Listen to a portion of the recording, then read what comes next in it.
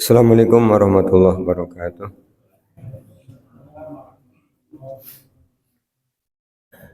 Innal hamdalillah nahmaduhu wa nasta'inuhu wa nastaghfiruh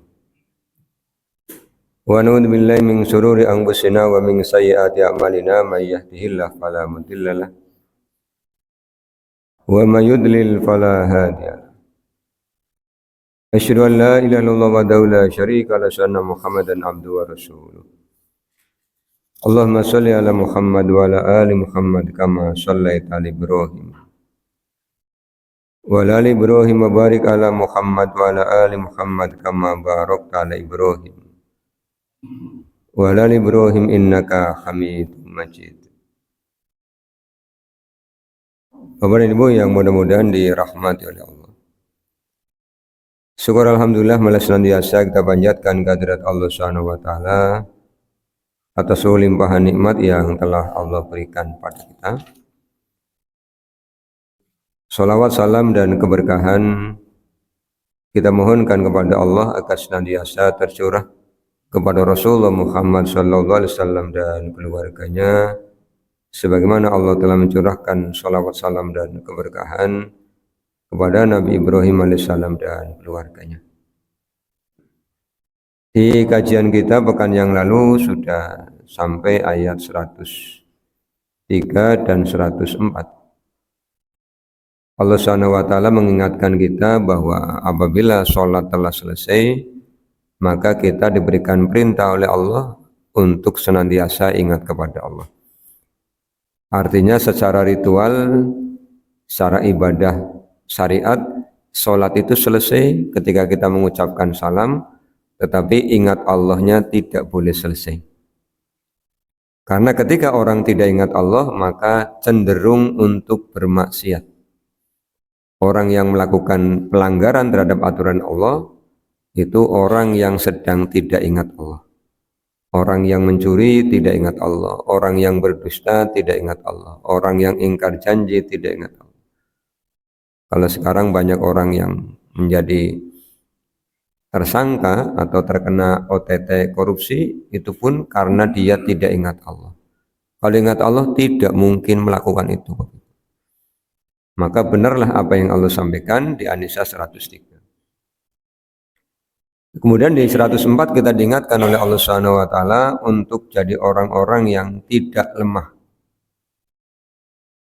Kata Allah Subhanahu wa taala, wala tahinu fi ibtigha'il qaum. Meskipun konteksnya ayat ini terkait dengan perang, jangan lemah semangat untuk mengejar musuh. Karena kita dalam keadaan damai, jangan lemah semangat untuk mengejar keridhaan Allah Subhanahu wa taala. Jangan lemah semangat untuk mentaati Allah.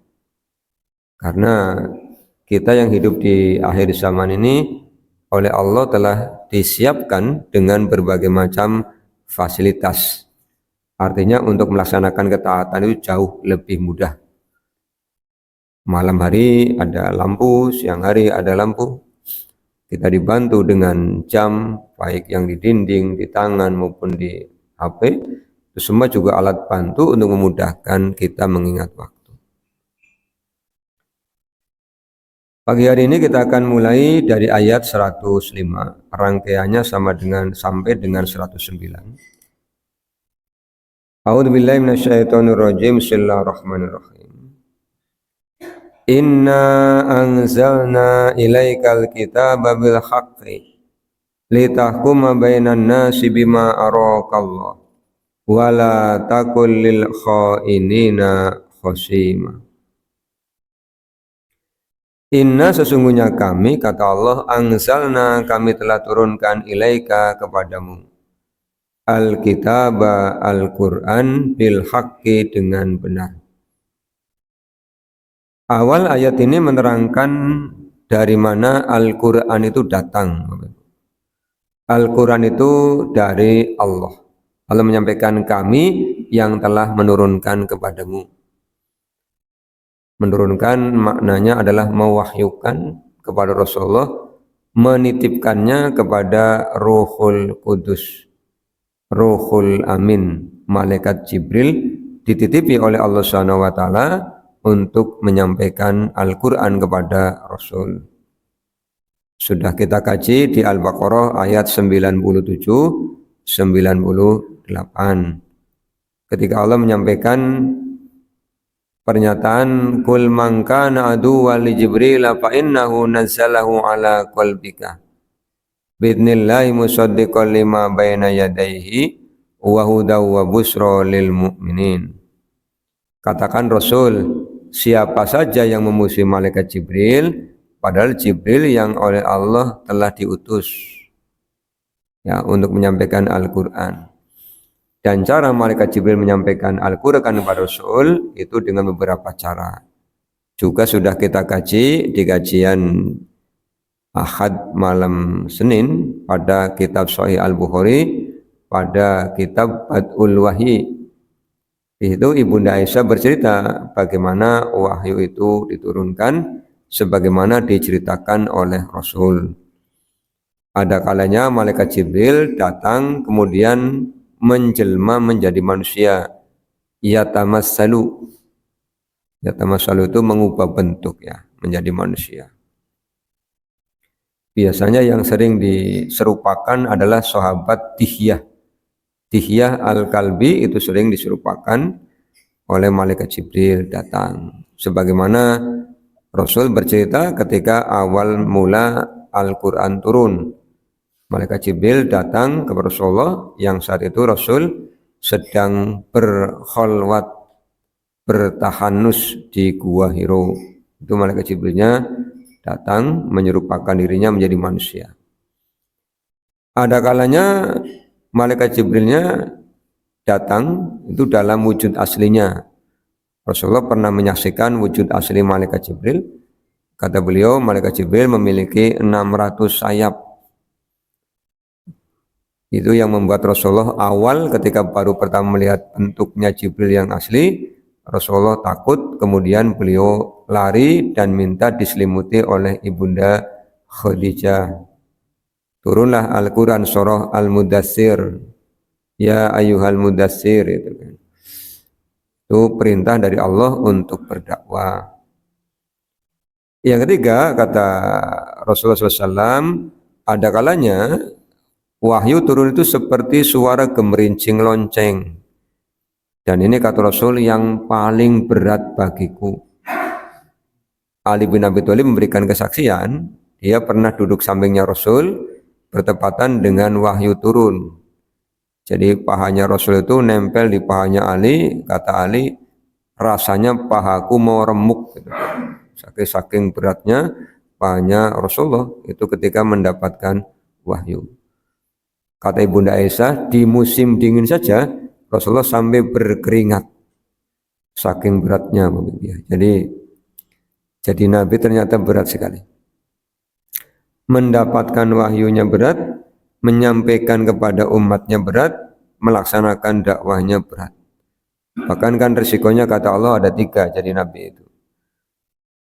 Liyasbituka, mungkin akan ditangkap oleh para penentangnya, au yahrujuka, atau akan diusir, au yaktuluka, akan dibunuh. Jadi kalau Bapak Ibu merasa, Pak, saya kok hidupnya penuh penderitaan, belum ada apa-apanya dengan Nabi. Jadi Nabi itu orang yang oleh Allah diuji maksimal sebagai uswatun hasanah. Ya. Ada kalanya, kata Rasulullah, malaikat Jibril membacakan kepadaku, kemudian aku langsung hafal dan diberi pemahaman oleh Allah Subhanahu wa taala. Ini cara-cara Al-Qur'an itu diturunkan. Kemudian Al-Qur'an oleh Allah diturunkan itu tidak satu kali selesai. Tidak seperti kitab-kitab terdahulu. Kalau Taurat, Injil, Zabur, Mushaf, Suhuf ya Pak, bukan Mushaf ya, mohon maaf, Suhuf yang Allah ceritakan di Al-Quran surah Al-A'la, inna hadza lafis suhufil ula, suhuf Ibrahim wa Musa, itu oleh Allah diturunkan satu paket langsung selesai. Tapi Al-Quran turunnya berproses.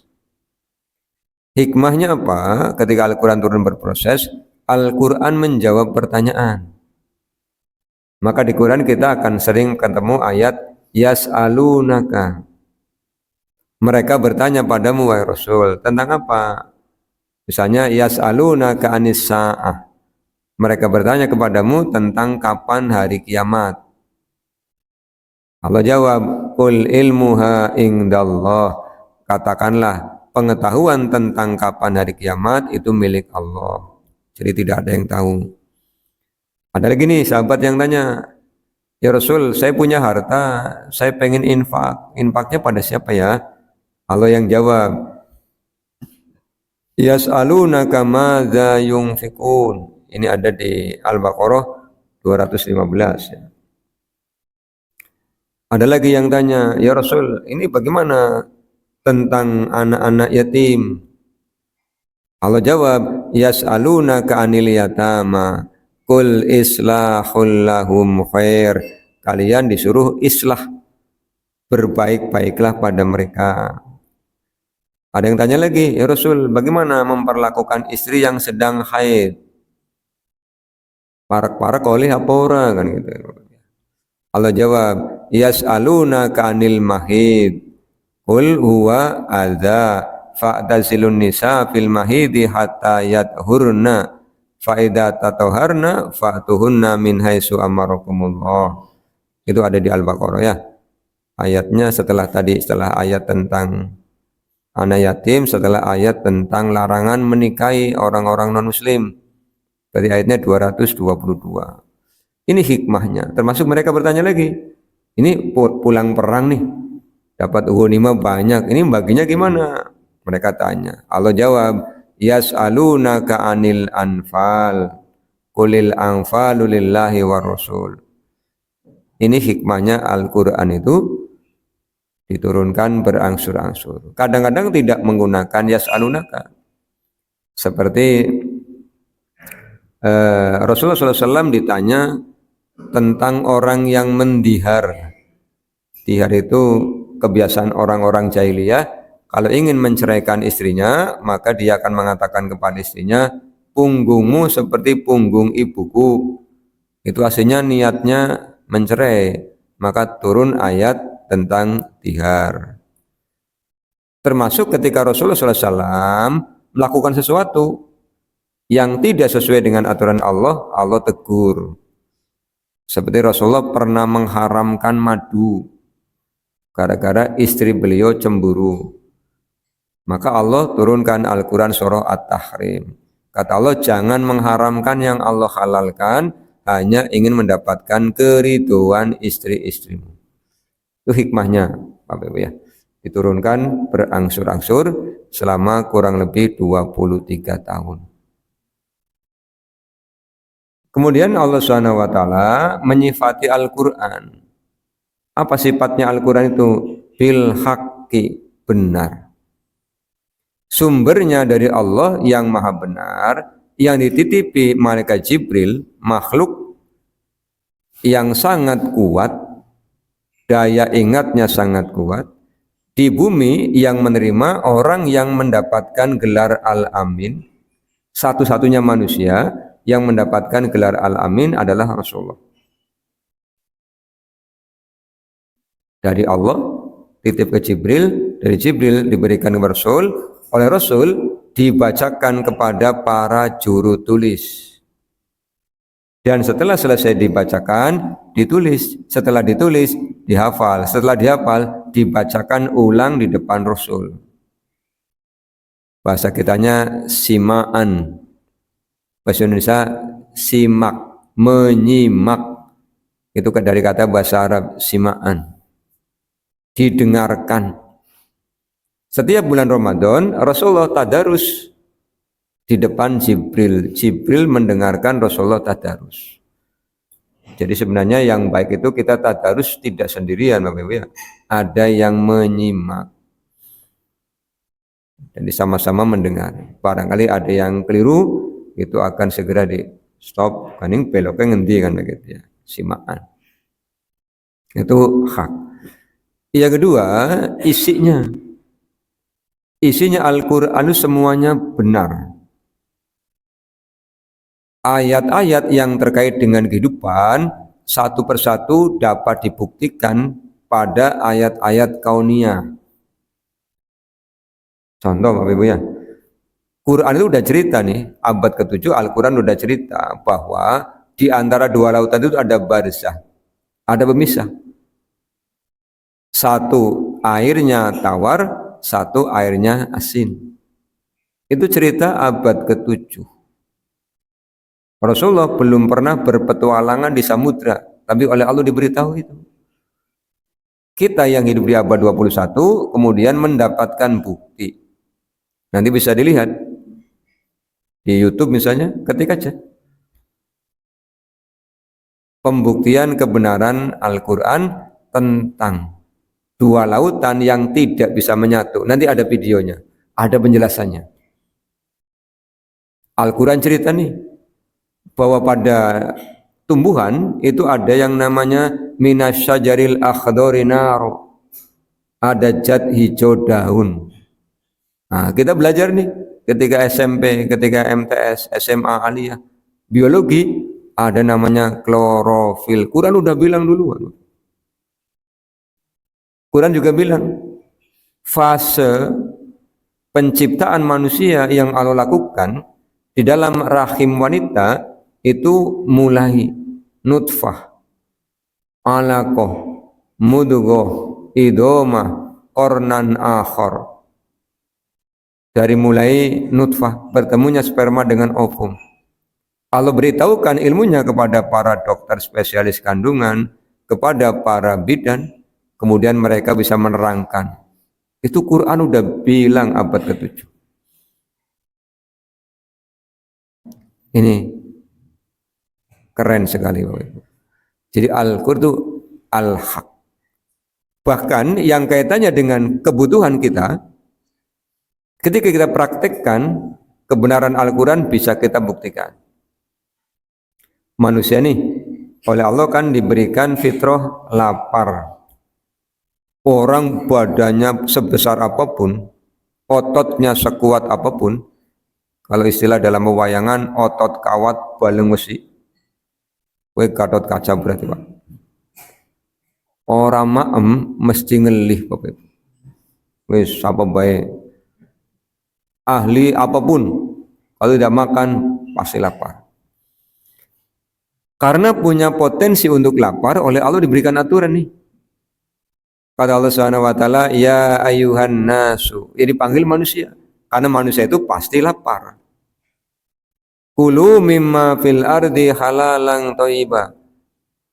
Makanlah oleh kalian apa yang sudah Allah siapkan di bumi. Tapi memenuhi dua syarat kata Allah. Yang pertama halal. Apa sih halal itu? Dibolehkan oleh syariat. Jadi halal itu boleh oleh Allah, boleh oleh Rasul, namanya halal. Bukan tanya temannya, ki halal apa ora? Jadi temannya enak ya berarti lah keprimen kan ukurannya enak, bukan enak. Boleh apa tidak itu aturan syariat. Kemudian yang kedua kata Allah, thayyiban. Baik, jadi tidak cukup halal tapi harus baik. Kita praktekkan nih. Rasulullah SAW itu mempraktekkan itu Bapak Ibu. Maka langsung terasa khasiatnya. Kayak iklan obat ya. Makan yang halal dan baik akan terasa khasiatnya. Rasulullah SAW adalah orang yang paling sehat. Karena yang beliau makan adalah halal dan baik. Beliau tidak pernah makan kalau tidak lapar dan akan berhenti makan ketika akan kenyang. Lah kita umatnya kan kadang-kadang lupa. Kapan berhenti makan? Wis wareg nemen lah kan memang. Nganti antop metu banyune kan. Kadang-kadang saking laparnya terus wis lapar enak ya Pak. Wis lagi ngelih disuguhine jangan asam, sambel, ayam goreng kan enak Pak. Wis kata bat. Lalen aduh turun nginum kan wis wareg nemen. Banyune pandalan ngendi kowe. Tetep nginum akhirnya antep metu banyune kan. Lupa. Yang namanya enak itu kan perbuatannya lidah. Tapi kan tidak tanggung jawab, Bapak Ibu. Lidah kan tidak tanggung jawab. Ya. Ya. Yang tukang goro kan lidah. Tapi kan tidak tanggung jawab ya Pak. Karena bisanya jawab, orang bisa nanggung. Makan juga begitu, enak. Yang ampun-ampunan perutnya, aduh, kenapa? Keluargen, ngaplang-ngaplang, terus-terus wetengnya. Angger zaman biyen oleh cukutna iruso, ciduki sing jaba. Urusannya apa Bapak Ibu? Sing kebak nyeroni sing diciduki jabane ya orang enteng-enteng ya. Kayak zaman cilik sekolah. Luru apa? Luru watu sih bisane. Kayaknya kebelet, sih hubungannya apa? Angger kebelet ngesak watu, jadi orang kebelet lah jare sapa. Lah hubungannya kan. Kowe ora nyambung. Semana garining WC kok. Jadi hal-hal seperti itu ketika kecil dilakukan, dipercaya setelah dewasa, iya ya. Bisa nih menurut baik begitu. Pada karo lagi cilik karo pan mangkat ngaji anak takek moni yang ngitungi pinter ora hiji maning enggak ya gue. Iya hidup penuh dengan ketahayulan. Kayaknya nggak orang ngaji sampai tua kayak sing adil. Makanya bersyukurlah kita oleh Allah Subhanahu wa taala diberi kesempatan untuk mengkaji ayat-ayatnya sehingga menertawakan kejadian-kejadian di masa lalu yang sama sekali jauh dari jangkauan nalar. Wong ada anak laki-laki buang air kecil, anak perempuan melewati bekas buang air kecilnya aja takut kan. Awas aja melempati uyu ibu jalanan kowe kon. Iya. Bukan jodohnya kayak gue. Aduh, masalah. Wis karuan ya, Pak. Terus hari esok pegawainya ndelengi jendik bae. Lagi apa? Jendik orang kedutan-kedutan ya. Si mana? Kedutan kan panole duit kayak gue. Pengen duit nyambut gawe, tutungan ini jendiknya kedutan kayak gue. Ini kan subhanallah ya. Jadi banyak hal yang bisa membuat kita tersesat itu dalam keyakinan kalau tidak dibimbing oleh Allah Subhanahu wa taala. Kembali kepada tadi Pak ya. Jadi Al-Qur'an itu bisa kita buktikan tidak nunggu di akhirat. Di dunia bisa kita buktikan. Kalau kita makannya yang halal, makannya yang baik, insya Allah sehat. Tapi kadang-kadang kan kita hanya mikir halal. Halal dan enak. Karena ada makanan-makanan tertentu yang baik bagi seseorang, tidak baik bagi yang lain. Ada orang yang makan binatang-binatang laut ya Bapak. Seafood ya. Seafood. Saya food tulisannya. Saya food. Seafood. Habis makan kok kulitnya berubah jadi merah. Nah apa Pak? Iya nyong kelal, nyong alergi. Alergi apa? Udang. Makanya mikir mangane pira, sapiring, aduh sapiring pisan. Wis pimen, ya wis bertaubat kepada Allah karena aku lupa. Jangan salahkan udangnya, jangan salahkan yang nyuguhi. Gara-gara udang, mikirlah mangan mon ini enak temen ki, lah saya kira ngomong. Maka Bapak Ibu, tidak hanya motor yang pasang rem cakram depan belakang, Bapak Ibu juga pasang rem cakram. Remnya pakem. Udang Pak, enggaklah makasih. Halal, iya. Tapi tidak baik bagi saya. Nyicipi baik lah, angin nyicipi. Kadang-kadang remnya jadi blong. Nyicipi siji, sapiring peragat akhirnya kan. Yang masih cocok tubuhnya ya silakan. Itu dihalalkan oleh Allah Subhanahu wa taala dan baik. Karena pada prinsipnya semua yang Allah ciptakan itu bermanfaat. Yang halal itu bermanfaat dalam kadar tertentu. Tapi kadang-kadang kan tadi karena enak terus lupa diri. Makanya kita bisa buktikan sekarang ini, kalau kita mendengar orang sakit, kita jenguk, atau kita mendengar berita, penyakit di era kita sekarang itu lebih banyak dibanding di era kita waktu kecil mendengarnya, kan begitu. Karena orang dulu lebih taat. Kalau kita mengatakannya, wong gementa mangane isi asli pak, ya saya gak asli, si anak panganan tiruan bukan ya lah kayak. Kalau bunga tiruan kan ada bunga kertas itu kan tiruannya. Kita makanannya asli, ya, tapi kadang-kadang terlalu banyak kan begitu. Apapun yang terlalu banyak ya tidak baik. Air jernih ini baik dalam kadar tertentu. Sekali minum 2 liter ya bungkam. Iya, jadi semuanya itu ada qadarnya, ada takarannya masing-masing. Maka kata Allah di Al-A'raf 31 kan, ya bani Adam khudhu zinatakum inda kulli masjidin wa kulu washrabu wa la tusrifu. Jangan berlebih-lebihan, israf. Apapun yang berlebihan, kowe ora apik kok. Ya. Jenengan punya istri, saking cintanya dibelikan kosmetik.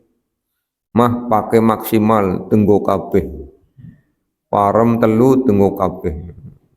Lipstik telu ana abang, ana ijo, ana kuning tenggo kabeh. Barang pimen Pak, jenengan ganing tadi kaya kue, yo jadi kawan tenggo kabeh. Iya, toko kena rok 5 tenggo kabeh, ya dadi ora karu-karu.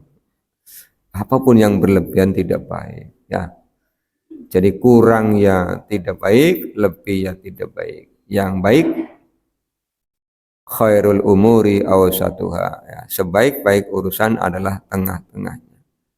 Boros tidak boleh, medit tidak boleh, yang boleh hemat. Ini pembuktian kebenaran Al-Quran. Kemudian fungsinya apa Allah turunkan Al-Quran? Di ayat ini Allah menjelaskan, litahkuma bainan nasi, supaya kamu memutuskan perkara di antara manusia, bima arakallah, dengan apa yang Allah turunkan. Perkara apa? Permasalahan-permasalahan yang ada pada kehidupan. Lapar ini kan masalah. Mau makan, iya, Allah beri solusi. Nih yang halal dan baik, Quran nunjukkan. Laki-laki menyukai wanita, permasalahan, iya, Quran nyuruh nikah. Setelah punya anak, masalah, bagaimana cara didiknya? Al-Quran turunkan surah Luqman ayat 12 sampai dengan 19. Ayat tentang parenting. Di Quran sudah ada, tinggal praktekkan. Nah, terus masalah Pak, ini pengen punya rumah, pengen punya mobil. Oh, Quran nyuruh kita nasab, suruh fantasiru fil ardi. Nasabnya yang bagaimana? Yang baik. Sudah punya harta ini bagaimana infaknya? Al-Quran turunkan Al-Baqarah 215. Al-Quran turunkan Al-Baqarah 261, 262, 263, 264, 265, 267. Itu mengatur tentang harta. Oh, ada yang pegatan Pak, pengen pegatan. Si bisa pegatan pengen keprimen gue. Tukaran bae sing saminggu tukaran ping 8. Dinane pitu tukarannya ping 8 keprimen. Ya ana sing sadina tukarannya pindho. Terus pimen tukaran gampleng-gamplengan kayak malah pada benjut lanang wadone. Kowe suami istri apa petinju kan, kantem-kanteman bae. Oh, Quran memberikan izin untuk didamaikan. Apa sih permasalahannya? Sing lanangnya cemburuan Pak. Dadi anggere wong wadone metu sing omah ganyemi ora oleh. Sing wadone cemburuan, sing lanang ora metu, ya ning omah kabeh berarti kaliren bareng bakal itu. Nah, didamaikan kan, akhirnya damaikan. Tidak bisa damai, ya sudah kata Allah, tidak bisa damai ya silakan dilepas dengan cara yang baik. Ada solusi. Oh, wis pegatan bojo maning oleh Pak. Oleh Quran memberi solusi, tunggu masa iddahnya selesai. Itu Al-Quran litahkuma bainan nas. Oh, ini kalau ini tidak cerai Pak, tidak cerai hidup, tapi satunya mati. Hartanya bagaimana? Al-Quran turunkan ayat tentang waris. Makanya oleh Allah sebut al-yauma akmaltu lakum dinakum wa atmamtu alaikum nikmati wa raditu lakumul islama dina. Al-Maidah ayat 3. Jadi kata Allah, pada hari ini telah aku sempurnakan al-Islam. Maka aturan Allah ada dalam Al-Quran, juga ada dalam sunnah. Tinggal praktek Bapak Ibu ya. Bagaimana dengan perkembangan-perkembangan mutaakhirin? Silakan, landasannya ada dalam Al-Quran dan sunnah. Misalnya, Pak, ini masalah Pak. Kalau zaman Nabi kan jual beli ketemu langsung nih. Nah sekarang kan tidak ketemu, yang jual tidak tahu di mana, yang beli di mana. Ketemunya di mana? Di awang-awang, lewat internet, lewat media online. Bagaimana hukumnya? Tetap pakai. Satu, yang dijual halal. Yang kedua, yang mau membeli boleh milih, itu kan? Kalau kita buka aplikasi pasar online kan kita bisa milih. Kapan milih rok sing warnanya apa, terus bisa chat kan, biasanya manggilnya Kak gitu ya, Kak ukuran ini ada ndak gitu ya. Kadang-kadang sananya balesi ada Kak, jadi lah kade anaknya Kak apa gitu ya. Terus mau milih, mau bayar dulu atau mau bayar ketika diantar, COD. Apa kepanjangannya? Tukang belanja KB, apa sih? Tukang belanja.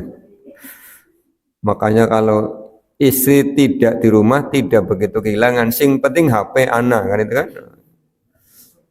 Ya pesan apapun ada, makan ada, minum ada, sebagainya. Yang penting ada uang digitalnya, kan?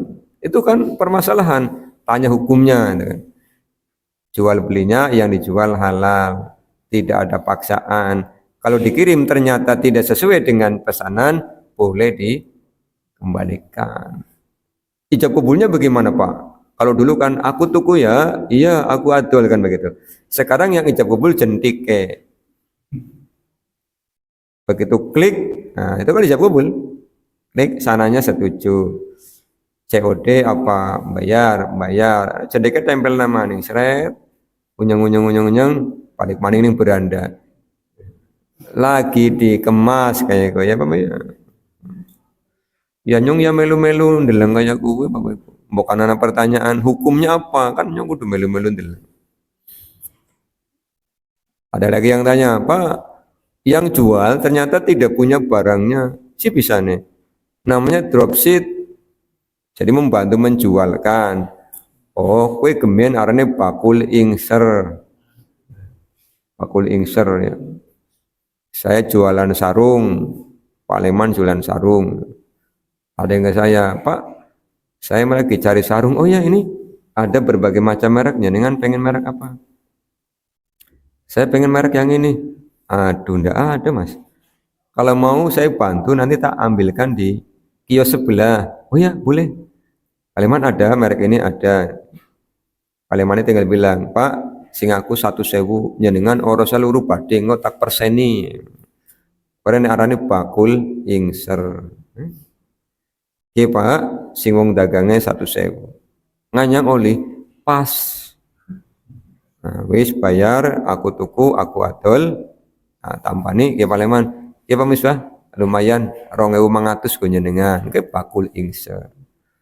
Atau karena ngomong, "Ki Pak sing aku 1.000 terserah njenengan pan ngedol pira, luru pati dewek." Oh ya siap. Ya Pak, tak tawakeun ning njenengan 200.000.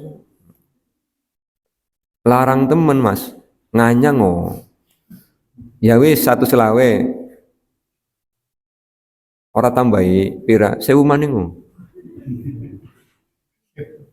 Ya wis 126 deal. Ya Paleman 1.000. Pemirsa ngedoli pira 126. Ya rezekine njenengan. Ke bakul ingser. Nah kanane mampir Pak, mau sing njenengan pira? 100. Kan ini kan 126. Nyonge ngomong luru padi dewek kan kayak gitu. Ijab kabulnya ada prosesnya ada, kerelaannya ada, maka menjadi halal.